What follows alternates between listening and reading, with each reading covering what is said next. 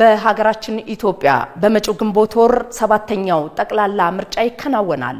ታዲያ በዚህ ምርጫ ላይ በቅድመ ምርጫና በድረ ምርጫ የተለያዩ ፖለቲካ ፓርቲዎች ለሚያነሱት አቤቱታዎች በምርጫ ልዩ ችሎት የፌዴራል ጠቅላይ ፍርድ ቤት ፍትሃዊ የሆነ እልባት ለመስጠት ምን ያህል ተዘጋጅቷል? የፌዴራል ጠቅላይ ፍርድ ቤት ፕሬዝዳንት አቶ ቴዎድሮስ ምህረት ምላሽ አላቸው። እንደሚታወቀው ምርጫ ሊካሄድ ጥቂት ወራት ነው የቀሩት። የምዝገባ ሂደቱ ተጀምሯል። ያ ማለት የምርጫ ሂደቱ ተጀምሯል።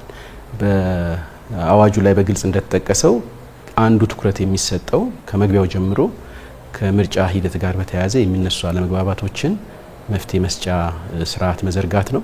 ከዚህ ጋር ተያይዞ የሚነሱ አለመግባባቶችን መፍትሄ ከሚሰጡ ተቋማት አንዱ ፍርድ ቤት ነው።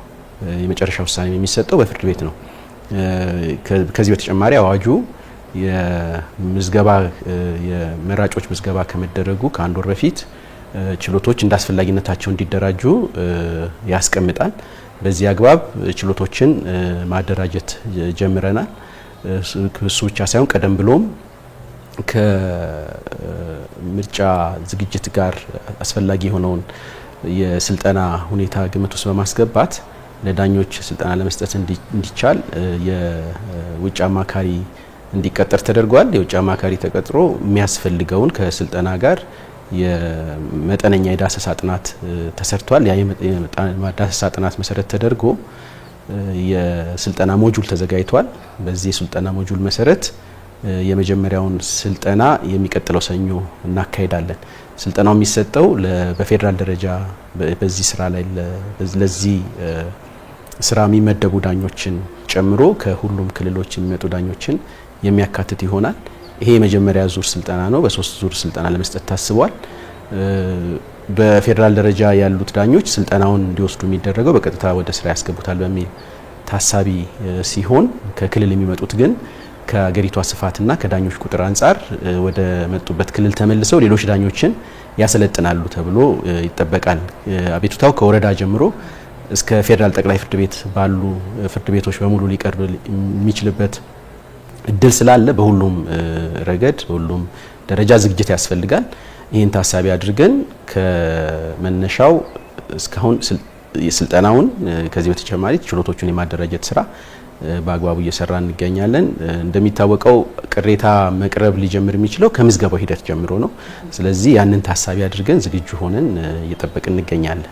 ሀገራችን የሚካሄደውን 7ኛውን ጠቅላላ ምርጫን በከፍተኛ ድምጽ ብልጫ የሚያሸንፍ ፓርቲ በዲሞክራሲያዊ መንገድ ሰላማዊ ሽግግር እንዲያደርግ የፌዴራል ፍርድ ቤቶች የሕግ ታማኝነታቸውን ጠብቀው ውጤታማ እንዲሆን የራሳቸው ሚና ከመጫወት አንጻርስ ምን ያህል ይወጡታል?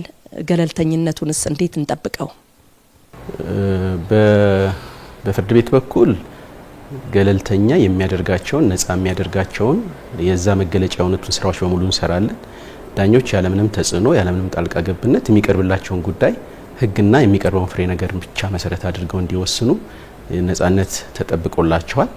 ይሄ ለዚህ ጉዳይ ብቻ ሳይሆን መቼም የምንሰራበት ጉዳይ ነው።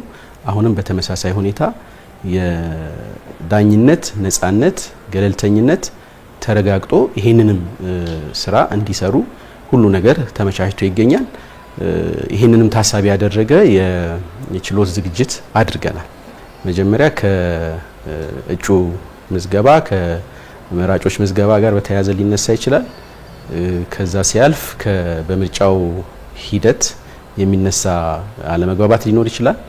በምርጫው እለት ከዛ ደግሞ በምርጫው ውጤት ላይ እነዚህን ሁሉ የሚሸፍን ነው። ስለዚህ በዚህ ቆይታ ሁሉ የሚነሱ አለመግባባቶች ይኖራሉ።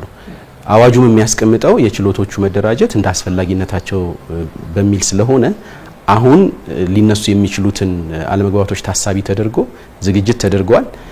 ደረጃ በደረጃ የምርጫ ሂደቱ በሚፈልገው ልክ እኛ ምላሽ እየሰጠን የምንሄድ ይሆናል። አሁን ባለበት ደረጃ ግን የምርጫ ሂደቱ የደረሰበትን ደረጃ ግምት ውስጥ ገብቶ የሚነሱ አለመግባባቶችን ለመፍታት የሚያስችል ዝግጅት አድርገናል። ደረጃ በደረጃ የተጠቀሰውም አስፈላጊነት ካለ ምላሽ የምንሰጥ ይሆናል። አሁን በዛ ደረጃ የሚደረግ የችሎት ዝግጅት አይኖርም። ነገር ግን አሁን ባለበት ሂደቱ አሁን ባለበት ደረጃ የሚያስፈልገውን ዝግጅት አድርገናል። መመዝገብ የሌለበት ሰው ከተመዘገበ በእጩነትም ወይም በመራጭነት ወይንም መመዝገብ የተከለከለ ሰው ካለ የሚያቀርበውን አቤቱታ ለመዳኘት ፍርድ ቤቶች ዝግጁ ሆነው እየጠበቁ ነው። በቀጣይ ደረጃ በደረጃ የምርጫ ሂደቱ በደረሰበት ምላሽ እየሰጠን የምንሄድ ይሆናል። በእኛ በኩል ዝግጅቱ አለ።